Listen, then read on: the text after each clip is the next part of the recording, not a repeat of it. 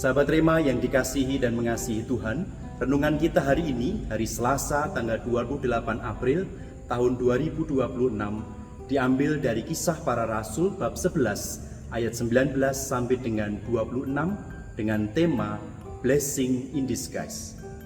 Saudara-saudariku yang terkasih, perikop dari Kisah Para Rasul ini memperlihatkan kepada kita semua sebuah kenyataan iman yang sangat mendalam. Apa yang tampak sebagai penderitaan dan kemalangan justru dapat menjadi jalan bagi karya keselamatan Allah. Penganiayaan yang terjadi setelah kematian Stefanus membuat kelompok para murid Yesus tercerai-berai keluar dari Yerusalem.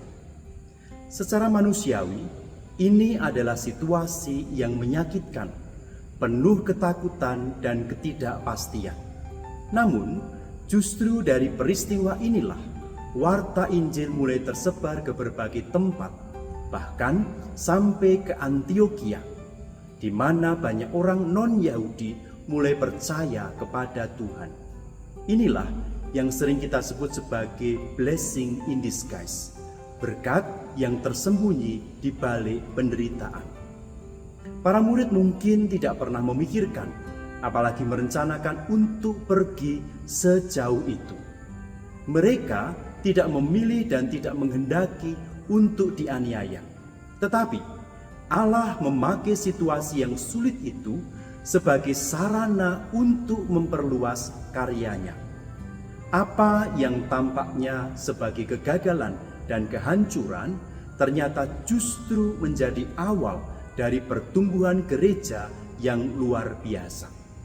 Saudara-saudariku yang dikasihi dan mengasihi Tuhan, pengalaman ini juga dapat relevan dalam hidup kita.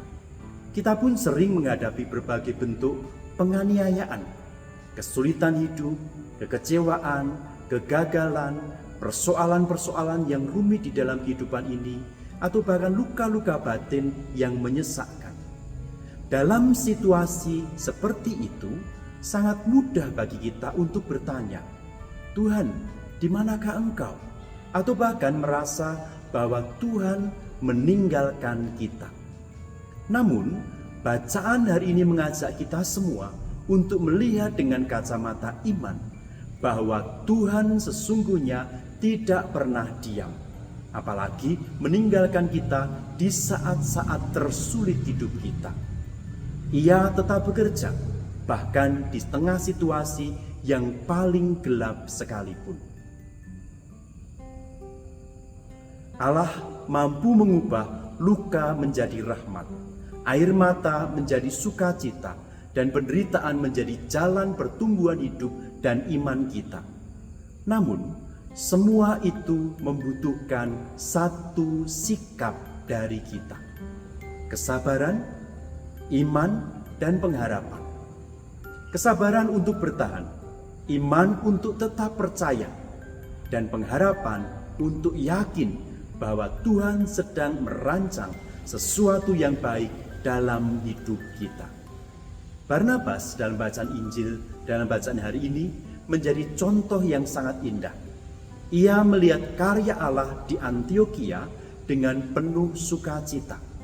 Lalu ia meneguhkan umat agar tetap setia kepada Tuhan.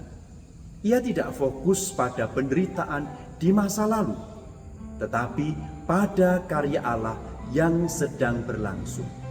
Maka, marilah kita belajar untuk tidak cepat menyerah ketika menghadapi kesulitan-kesulitan hidup. Percayalah, tidak ada satupun pengalaman hidup kita yang sia-sia di tangan Tuhan. Jika kita tetap setia, suatu hari kita akan melihat bahwa semua yang kita alami, bahkan yang paling menyakitkan sekalipun, telah dipakai Tuhan untuk membentuk kita menjadi pribadi yang lebih kuat, lebih dewasa, dan lebih dekat dengannya.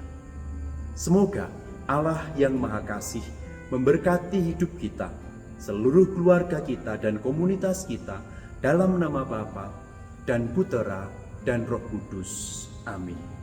Keluarga kudus, doakanlah kami.